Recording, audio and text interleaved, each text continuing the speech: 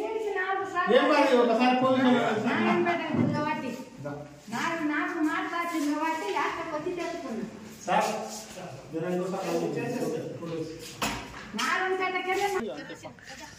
మొన్న ఏమంటని చెప్పి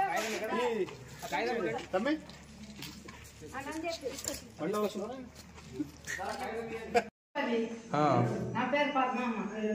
ఏమైందో నా భూమి అమ్మితే ఈ సిగరెట్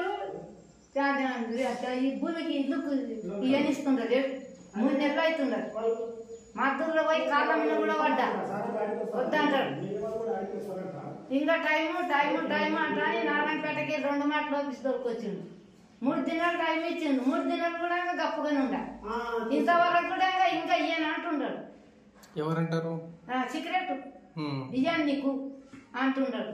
మరి ఏం తిత్తకేం ఏమేనంటాడు? ఇల్లు పర్మిషన్ ఇవ్వమంటే ఇస్తలేడు. జాగ ఎవరిదవా? ఏమో ఎట్లనేమో అప్పటికే ప్లేస్ ఎవరిది? నాది. నా పేరు మీద ఉండదు. చూసుకోవద్దు మీకు అనుమానం ఉంటే కూడా. నీకు ఇల్లు కట్టుకోవడానికి పర్మిషన్ ఇస్తలేడు. నువ్వు దరఖాస్తు పెట్టుకొని ఎన్నాళ్ళు అవుతుంది? 3 నెలలు అవుతుండదు అయిపోతాను తిరగబట్టి.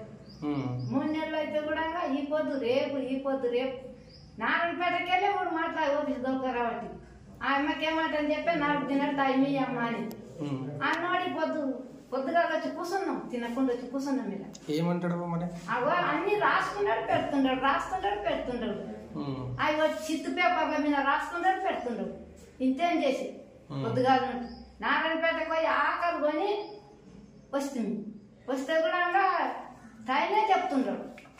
చెయ్యని అంటాడు. బాగా చెప్తా పర్మిషన్ ఇయ్యనంటాడు. అంటాడు. మీ ఇదే ఊరు కదా? ఇదే ఊరు. అడుగు మందిని అంతా అడుగు. ఏమన్నా ఒక్కడిని అడుగు.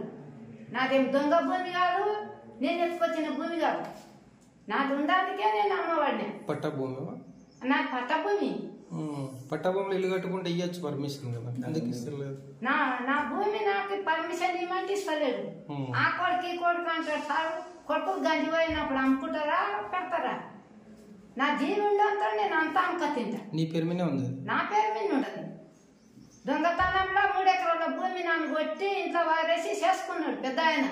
చేసుకొని ఇప్పుడు పంచాయతీ వేస్తామంటని చెప్పి పంచాయతీలకు రాడు అని చేయనియరు. రంతం పోసిండు.